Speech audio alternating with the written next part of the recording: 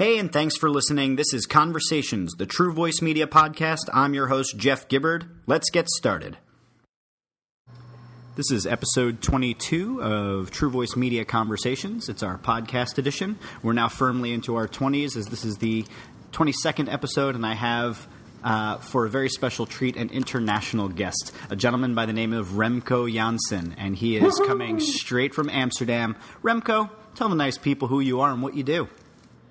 Yes, well, you pronounce it perfectly for an American. Usually, you always fuck up my name. So, Remco Janssen, it means something like Rambo Johnson if you translate it to American. That's pretty awesome, man. Is that real? Are you just messing with me, or is it really like Rambo? And by the way, should I be rolling my R when I say it, like Remco? Yeah, you could roll your R. It is Remco. Yeah, like that. Yeah, so I'm not originally from Amsterdam, but I've been living here for 15 years, and I'm also involved in the local startup scene for well over 14 years to be precise. I started out as a customer service agent back in 2000 at a startup called Urban Bite. It was a food order site where you can order a pizza or a Thai or a Chinese. You're more of a sushi guy, I think. Totally. Love me some sushi. Yeah, you're a sushi guy. So you would order some sushi, and then the guy behind the buttons, that would have been me, would send the fax through to the restaurant, and then you would get your order of sushi. We did back then like 50 orders a day, which was totally way too little. But if you see now that one of our biggest competitors that launched later on, like 3 or 4 years later, so we're 40 years later now, they went to the stock market in London for, I think, 1.3 billion pounds. So there would be around, I think, 1.8 or 1.9 billion dollars. So, the market has increased quite a bit. In between, I've been some sort of a sports journalist. I've been a national reporter at a free sheet, as we call them, like a free newspaper. And that was so much fun. We could do basically everything. It was like we had the best parties ever. We burned a lot of money. We wrote the best stories ever. Everybody loved us in the Netherlands.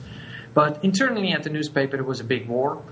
And that kind of interfered with the stories I wrote about the Champions League soccer, the national team of the Netherlands. So I had a tough life back then, and I decided to be a freelance sports journalist. That really didn't happen because we all know journalism nowadays is pretty tough. And we're now somewhere 5 years ago, 2009, I decided to be a PR consultant. I started out my own freelance business, and just one thing led to another. I started blogging. I met David Meerman Scott, one of my biggest American influencers, the author of The New Rules of Marketing in PR. I'm showing you a signed copy on video chat, but the listeners obviously can't see that, unless there's some kind of telekinetic psycho freaks, whatever. That actually makes up 30% of our audience. Really? Oh, yeah, okay, that's good. We have a very special audience. The rest of them are able to either teleport, fly, or a very, very small minority have no superpowers whatsoever. But they have Spock ears, probably. Yeah. So I decided to be like a PR consultant. One led to the other. I found, an Austrian startup called 1 to 3 People found me and asked me to be their local country manager, or country expert as they call it. So I was responsible for their PR, their blog, social media, business development in the Netherlands. And like 4 months after, their company got sold to Pajon, that's like the Golden Guide of France, for I think 50 million euros or something. And I thought, yeah, this startup scene is awesome. So I did some stuff for corporates as a freelancer, but I had this kind of startup profile, or my face says startups, I don't know. And last year I saw this startup market booming in the Netherlands. So much inflow of money, like VC money and seed funding money, and so much cool products. We're really an e-commerce country. We're top notch as if you talk about e-commerce. What a lot of people don't know is that Booking.com, one of the biggest e-commerce sites in the world, was actually founded here in the Netherlands before it got sold to Priceline, way too early. So I thought, well, this country, we're going to rock the e-commerce sphere. We're going to be the next startup hub of the world, and I'm in the dead center of it. I'm going to make this my own agency. And the agency is, well, actually really live since half a year. Proudly Represents, it's called. I noticed that there are 3 PRs in Proudly Represents. I mean, I noticed that mainly because I looked on your website and it said, see if you can find all 3, and I took that as a challenge, found all 3. So for the listeners out there, write down Proudly Represents, which is Remco's company, and see if you can find all 3 PRs in there, which very, very clever, sir. Yeah, well, it is actually really clever, and it's a subliminal message, but also the name of the company is a motto. So we proudly represent other companies, startup companies. And it also is a play on words on proudly presents. You know, like, we proudly present you the next new shiny thing. Mm-hmm. And we proudly represent the shiny. Well, I mean, maybe I overthought this name a tiny little bit, but hey, it certainly makes sense. Anyway. I like it. And you know what? We spent, when I first started this company, it took us 6 days. My ex-wife actually named the company. True Voice. Yeah, True Voice Media. It just worked. And like when she said it, I felt like fireworks went off, and I was like, this is absolutely what we are meant to be called. It rolls off the tongue. It represents what we do. Our entire philosophy is embedded in that name. Perfect. But that's what you need if you have your own business, right? You need to have a name that really makes you proud. Well, I have the word proud in it, but it just, it helps you gain momentum, and it helps you gain focus. And I actually hired a naming consultant to do this because this is totally not my specialty. I'm good with words. I'm a textual guy. I'm a writer. I think I'm an awesome blogger. I already blog for like 9 or 10 years, but coming up with a name is a specialty. And I hired this consultant. His name is Hans Prummel. He is the gayest guy of Amsterdam. He wears pink socks and yellow pullovers, but he's the nicest guy ever, and he's really an expert, although I think he missed 2 appointments. And his company is called the Name Department, or in Dutch, Naamafdeling. And he helped me tremendously. And he just made this entire long list of names. And then we made a short list. And then we started up with Loudly, I think. And then I said, Loudly, that sucks balls. And then we said, well, if we make it Proudly. Yeah, but Proudly sounds like one of these Silicon Valley overhyped startups. Well, what if you do Proudly? Yeah, that works. Yeah. And this sounds like an epiphany moment, but it actually took us like 3 or 4 brainstorm sessions and coffee meetups. And then when it was there, I thought, yeah, this is us, right? And it was just me back then. And now I think this is us, yeah. So tell me what it's like to start a company in the Netherlands. I mean, I only know what it's like to do it here in the U.S. And I mean, you highlighted your path to get there, which included sports journalism, which, again, first thing that comes to my mind, you're in Europe. What do you talk about other than soccer or football in Europe? I mean, are there other sports? That's probably a conversation for another time. But the process of starting a company in Europe, what's that like? And is it different you said you've been in Amsterdam for 15 years, but you're not originally from there. Is it different for people that are emigrating to Amsterdam or people that are born there natively? What's it look like? Well, if you're from the European Union, it's pretty easy because within the European Union you have a free flow of trade and labor. So if you have an EU passport, for instance, you can even apply for an EU passport sometimes in some countries. If you're Argentinian but your great grandmother is from Italy, you can apply for an Italian passport, and you can basically work everywhere in Europe. And I started my business as a freelancer, but we don't call that a freelancer. We call that actually a one-man business, literally translated. So that's the official government term for that. And it means that I'm responsible for everything. So it's not a limited company. It doesn't have any shares.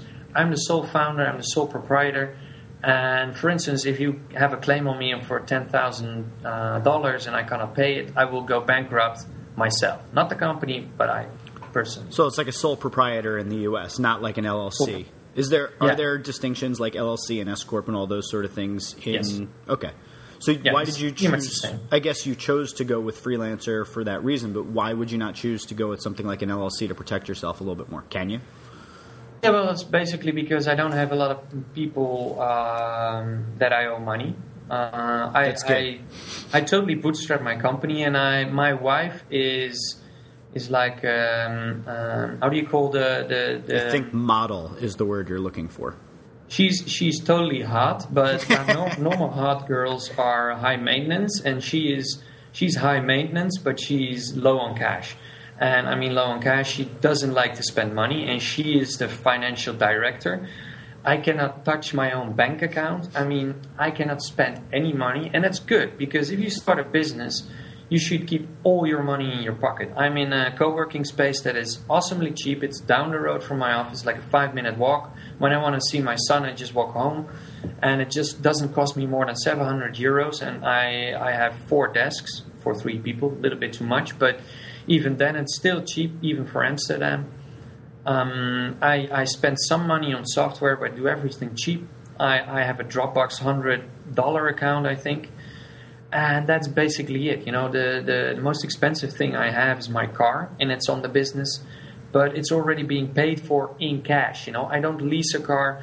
I have a low mortgage. I do everything bootstrapped, and even my staff, I can, even if I don't have any clients for the next half year, I can pay their bills for like the next half year because I have so much money saved, and that's good, because if you do that, then your company is my company, and I'm now at a certain turning point that I can really grow fast, and I probably need to be like a limited or an LLC, however you call it in the Americas.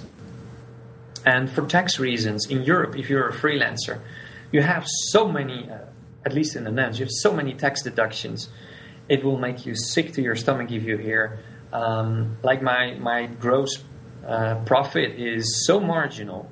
Yep. But the amount of money I keep from just my business is just perfect. My wife is really good at just finding all the little nooks and crannies to keep all that money into the company. So that basically now, as a freelancer, I'm going to pay for my business in the future, because I can fund it myself. I don't need any investors. I don't need any external money. I don't need banks. Fuck banks.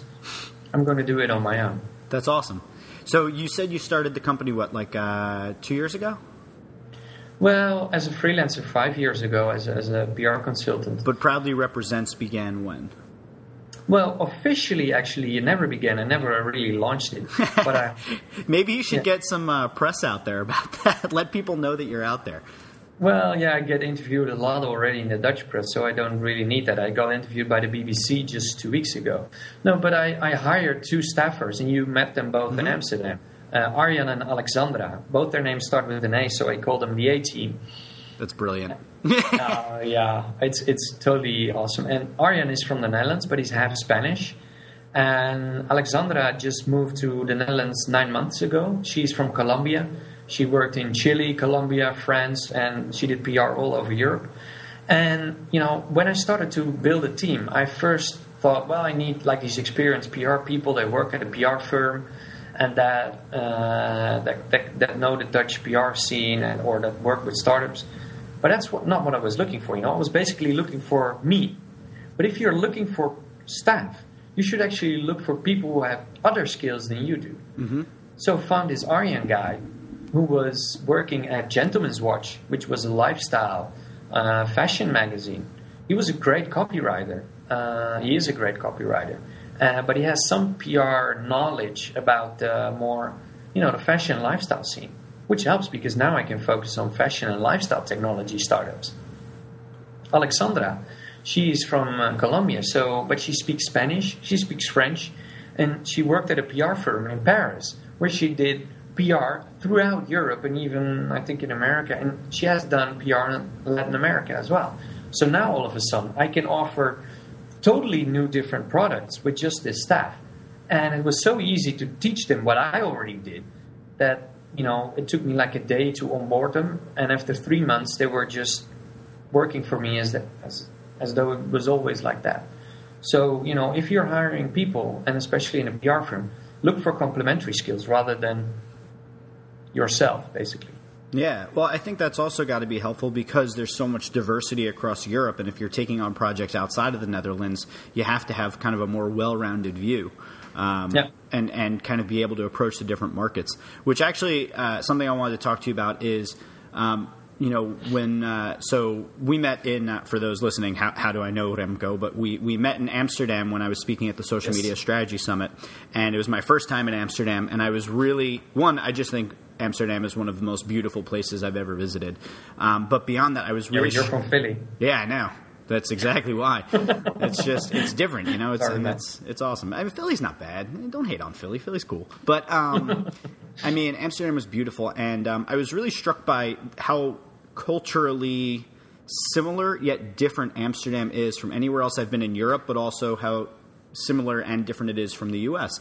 It's very comfortable for an American to be there. Everybody speaks English. It's very laid back. It doesn't feel unsafe virtually anywhere you go.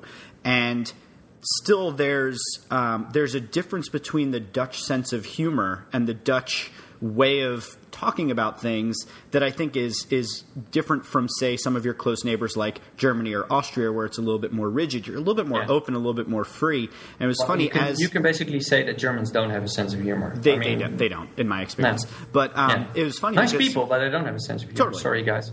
So as I was coming back from Amsterdam, I was in Amsterdam, as you know, during the World Cup, and we watched the amazing Team Orange wins.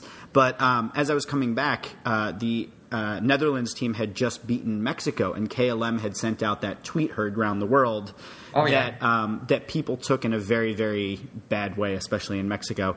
And I think what was interesting about it is that a lot of the Dutch perspective on it is like, well, that's just kind of our sense of humor. It's kind of our culture. It's how we are. We didn't mean anything by it. No. How difficult or challenging is it as a company in the Netherlands to adapt and understand to the different cultures surrounding you, and also just to work within Amsterdam, within that particular culture?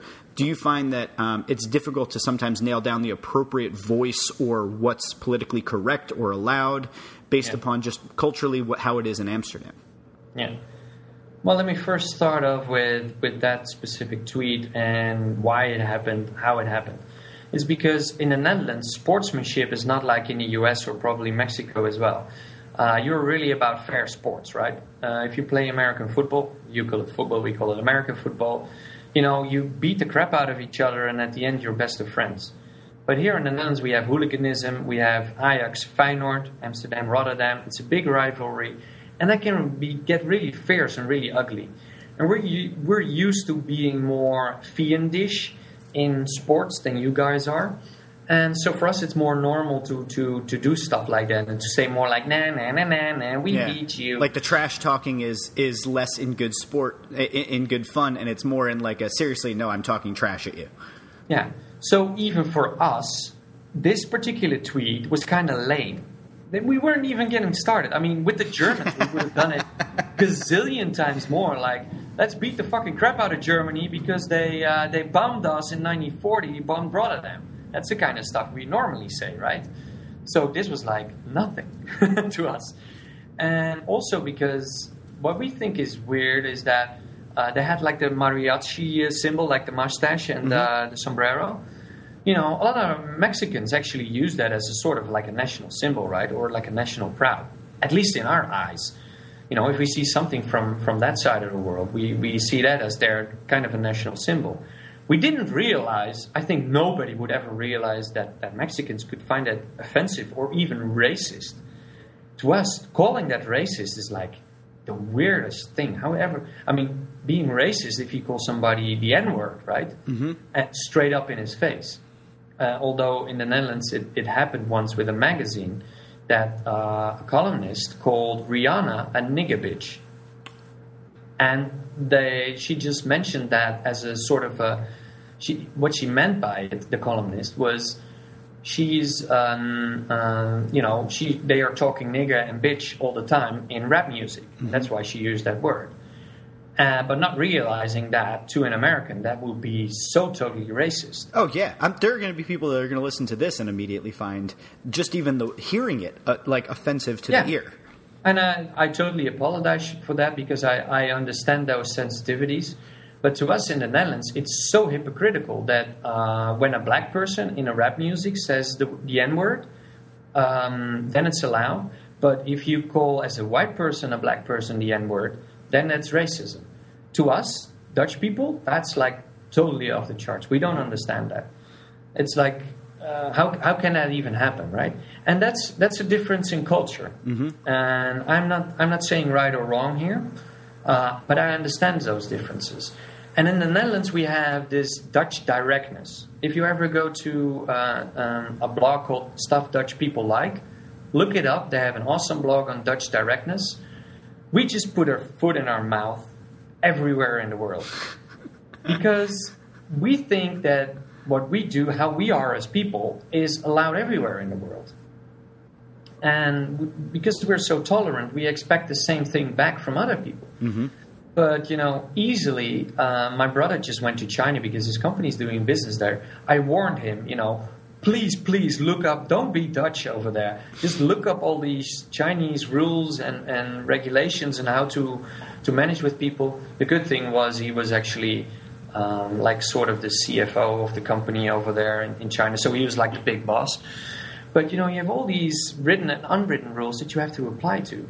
And yeah, we're really bad at that because we are really informal people.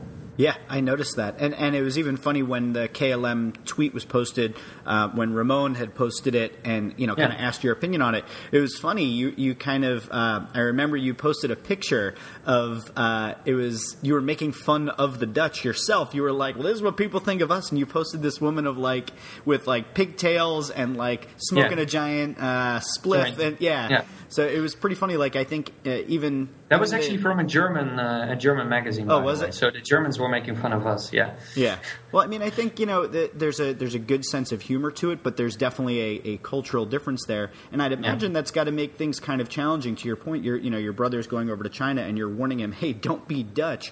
So is that sort of like a mantra that you have to apply to PR outside of the Netherlands? So you're doing PR for a French startup. Do you have to say to yourself, don't be Dutch, try and be French here? No, actually, we're going to launch in the next 2 weeks a Dutch startup in France.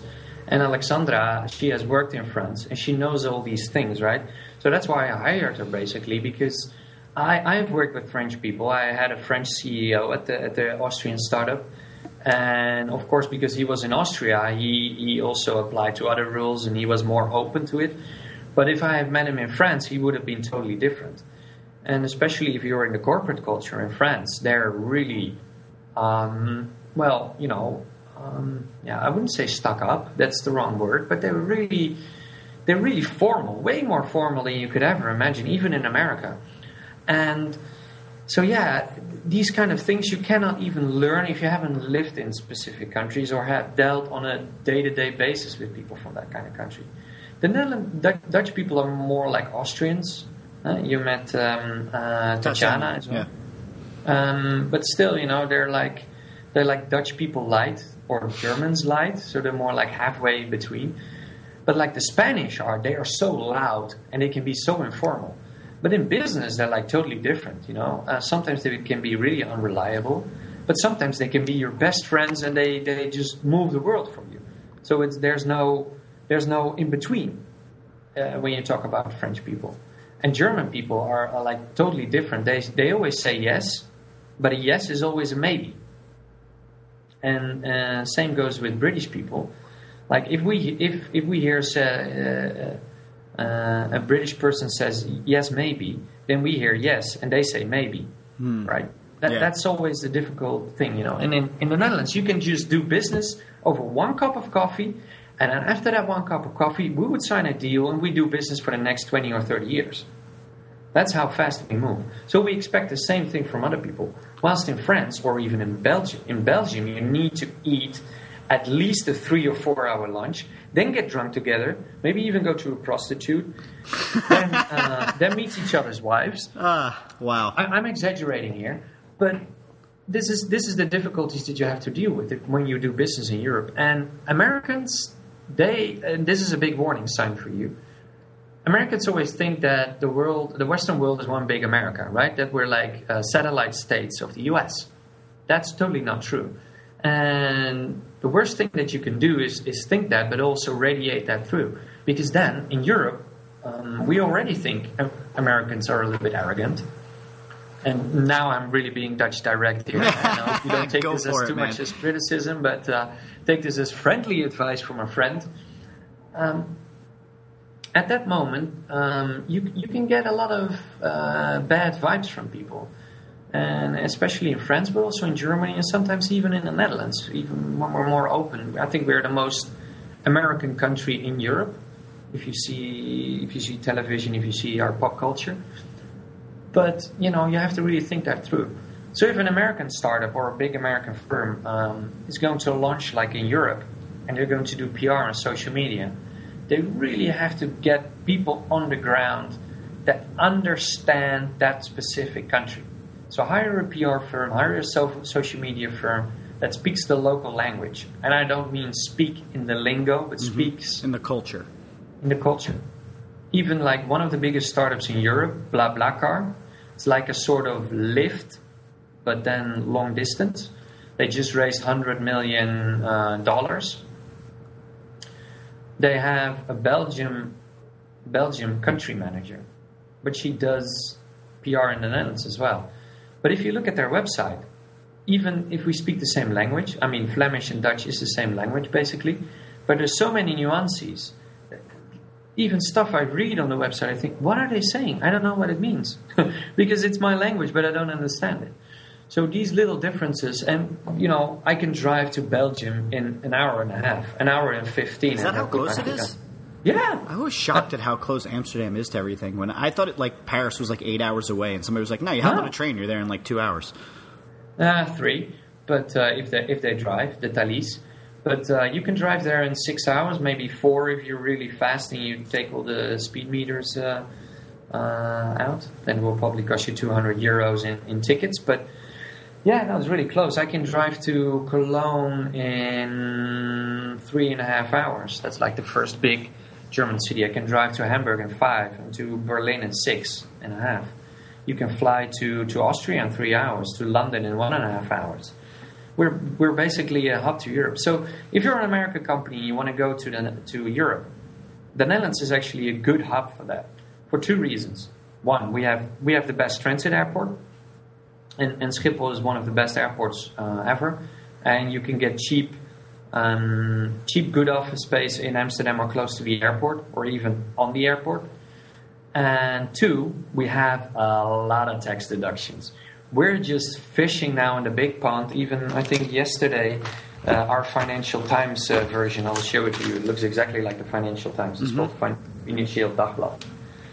They had a story on that the Netherlands is even focusing more on giving tax breaks to big companies wanting to have their European office in Amsterdam. So even Bono, like U2, is a Dutch company now because their headquarters is in Amsterdam, just because of the tax breaks. I think they only pay maybe 1.2% tax or something. I mean, it's ridiculous. I think it's even fraud, but. We're creating jobs. We're creating income that we otherwise wouldn't have. So I think Amsterdam could work actually as a hub to the rest of Europe. Well, part of the the future plans for True Voice Media is a West Coast office in the U.S. and a European office, and I'd been trying to figure out where the right place is, and it sounds like I was already considering Amsterdam, but it doesn't sound like a bad idea. Well, let me ask you some more things. I mean, you're in PR. You do mostly PR, but there is a component of online marketing and some social media. You're doing business not just in Amsterdam, but in other areas around Europe. Some of these startups are trying to launch outside of Amsterdam. Belgium, Germany, France. Yeah, what are some of the, trends and challenges you're seeing in terms of social media usage across different countries? Do you see that the usage patterns vary greatly, or that the networks that people are using is going to vary greatly, or is there sort of a consistency across Europe? I mean, one of the things that I was really fascinated by when I came to Amsterdam was WhatsApp finally made sense to me. It finally made sense why people use it. In the U.S., we could really never understand it unless we have friends in other countries. And now, when you and I communicate, oftentimes it's either through Twitter or it's through WhatsApp. Or through Snapchat. You're a huge fan of Snapchat. Yay! But I guess I'm just wondering, how is it? So, is it much different than it is in the U.S.? And I'd imagine it is. What are some of the things that you're noticing, trend-wise or usage-wise? Well, for instance, like Snapchat, people don't really get it. over here as much as you probably do in America, but that probably will come with the youngsters. So instant messaging is huge here. WhatsApp, as you mentioned, but everybody uses WhatsApp, and that's because the difference is I think in America you're more about texting still. We call it SMS, and that's part of our data plans. But Ping, actually BlackBerry Ping, was really popular here at first. So BlackBerry had a huge advantage a couple of years ago, still just 5 or 6 years ago, because of Ping. But then all of a sudden, the iPhone came and everybody started texting again because, we didn't all have BlackBerries anymore. And then WhatsApp came and everybody thought, well, hey, this is like Ping, but then with all the phones possible. So everybody moved and shifted to WhatsApp. And that was basically awesome because anybody I add on my phone, I would immediately have it synced with WhatsApp, so you don't need to text anymore with anybody. And we have cheaper data plans and better data. I've noticed that. It's kind of shocking. What Tatiana was telling me what she pays for data and phone, and I just got my bill reduced down to $135. I pay like $135 for my phone, $135 for my iPhone with data package. It's a 10 gigabyte plan, which also it's pretty big. But I mean, the other thing is that it seems like Wi-Fi availability in the U.S. versus what it was in Europe. I mean, in Amsterdam, like I didn't even have service, but I could walk from coffee shop to coffee shop or venue to venue, and Wi-Fi was widely available. Yeah, and it's usually good as well. We see it as a service. I actually worked for a startup called So Wi-Fi, and they would offer businesses like coffee shops or bars or restaurants Wi-Fi access to their customers. And the only thing you had to do is to like their page first, and then you will get access to the Wi-Fi. That kind of service would make sense to everybody in the US, thinking, hey, that's a great service, I would immediately do that. In the Netherlands, everybody said, well, Wi-Fi, if I go to a bar, I at least want to have good Wi-Fi. That's like having toilet paper on the bathroom or having a candle on the table. And it's so weird, right? Because, for a business, they pay a lot of money for Wi-Fi. That's, it's a huge cost for them. And it's a huge bottleneck as well because your security and everything. So I think it's an amazing kind of service. And you can actually, probably if you do it well, you can just walk through a shopping mall or a shopping street. And if you have added all the Wi-Fi from all the shops in that street, you can easily just walk up and down and Skype call with everybody. Yeah, probably Wi-Fi. Just jumping from network to network. Sure, basically without even noticing it. And I pay like €100 per month, and this is to business unlimited calling data plans and to 2 gigabytes data plans for €100, right? Mm-hmm. Or even less, I think 80 or 90 euros. So it's so cheap. So WhatsApp is obviously very, very popular there, and Snapchat you think will come later. But as far as like the existing networks, and I think Facebook. So Europe is well known in the U.S. for being much more stringent and I don't know what the right word is, but privacy is a much bigger concern, and they're much more proactive about protecting the privacy rights of citizens in Europe. The question is, now that Facebook owns WhatsApp, have you experienced any sort of an outcry or noticed any sort of a backlash from people? And as far as people's usage of Facebook, do people tend to trust it? I mean, I don't know if you've seen about the Facebook Messenger terms of service, but they're pretty they're nuts. They're always rubbish. Yeah, they're always rubbish. Yeah, actually, I know quite a bit about the privacy topic because at 1-3 People that was our main topic. Social media and privacy and your online reputation. The thing is, when it happened, there was a large outcry, and a lot of people switched to Telegram, which is actually a Russian startup. That's a better idea. Russian. Yeah, that's a better idea. I'm sure they have no interest in stealing data. Yeah, well, they have some sort of pledge that they would never do that, but I think WhatsApp had that as well. But still, because it's so omnipresent, I mean, there's no alternative. And some people switch to Telegram, but there's only like one person I use it a lot with. I have it on my phone. And with Facebook, that happens every now and then as well, but still people are on there. and you see it popping up in the media, like giving yourself a social media break, and that social media is bad for you, and that, especially in like women magazines, oh, it's so bad to look at Facebook because everybody's so happy-go-lucky, but in the end, everybody's still on Facebook. And the weirdest thing is that if you would have gone to the Netherlands 4 years ago, 2010, Facebook would have had, I think, about maybe 2 or 3 million users, but the largest social network was Hives. And Hives was actually more sort of a MySpace. Yeah, you missed my talk on the Social Media Strategy Summit. I slept through it. Jet lag. Total jet lag. You should have recorded it. I could watch it. Yeah, that was so stupid. No, so Hives had 10 million users. We're a country with 60 million people. So even every 2 out of 3 people was on Hives in 2010. And then they got bought by one of the largest publishers. Like, it's sort of a bit of a tabloid newspaper publisher. Nobody liked it that they got bought, and Facebook just skyrocketed. And I think now Facebook has about, 5 or 6 million in the Netherlands. I have to look that up, actually. Yeah. I usually, 2 years back, I always did it every day, but now I don't really care anymore. Just everybody uses Facebook anyway, so why look it up?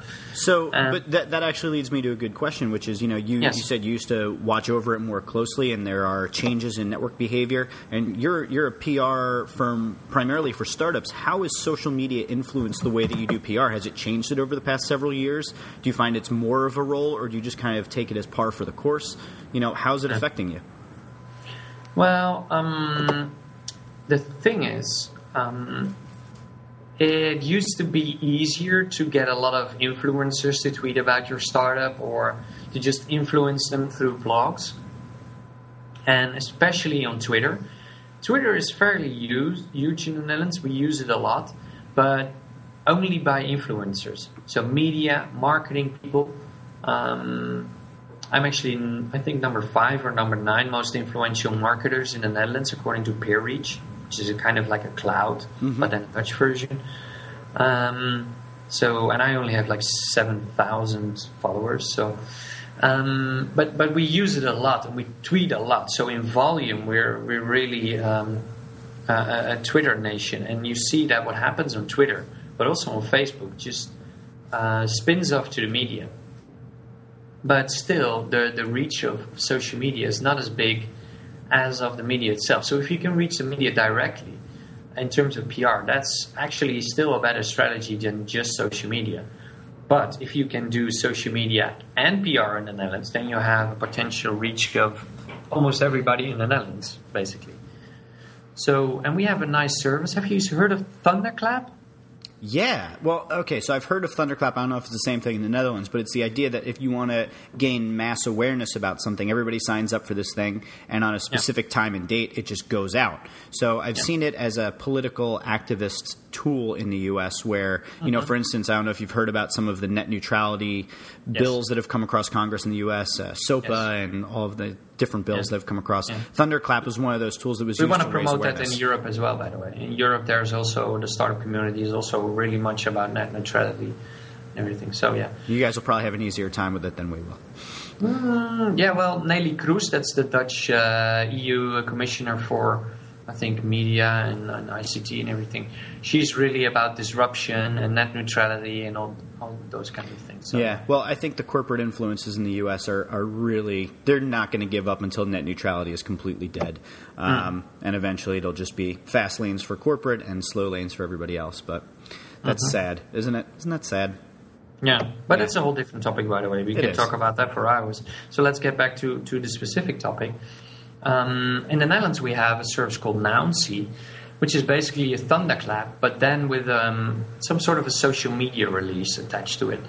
And I've seen some examples already, and I'm going to use it for a startup who's doing a crowdfunding campaign next week, but also probably for the launch of another startup with more in the edtech, so education technology, for all their experts that are on their platform to promote their course within the edtech community.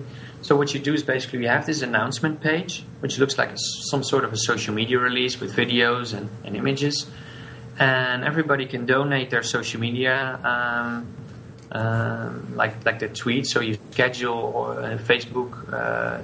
So you schedule a tweet or a Facebook post, and when I, as an author, say, "Okay, publish this announcement," all these people would send out that specific tweet or Facebook post all at once. So, and in the Netherlands, it means if you have like 200 promoters tweeting that all at once, and other people tweeting it as well, you can easily be a trending topic, right?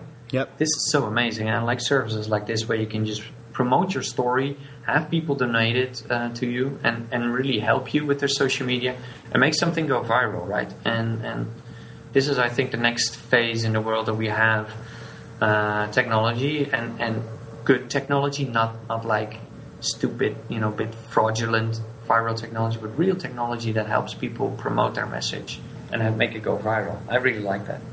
That's awesome. Yeah.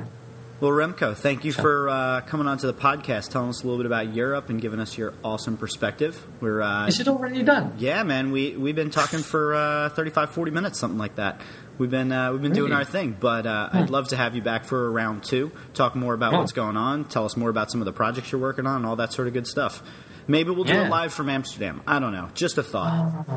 Or maybe I hope to open a Berlin office in August next year. If that's going to happen, we're going to do it from Berlin. Ooh, okay. That's a city you need to see as well. I've never seen Berlin. I've been to Frankfurt and Munich. So that was fun. But Berlin is like the Silicon Valley of Europe at this moment. Even more probably than the UK, and startup community is large there, so I think you will love it. Okay, cool, man. We'll have to meet up in Europe then. Yeah, we do that. All right, well, before I let you go, tell people where they can go and be social with you, where they can learn more about what you're doing, also where your blog is. We'll put this all in the show notes as well, so people can find you. Okay, well, Twitter is Remco Jansen, and Jansen is with a J, and A, and N, and double S-E-N. And all my social profiles are like that. So Instagram, LinkedIn, Facebook.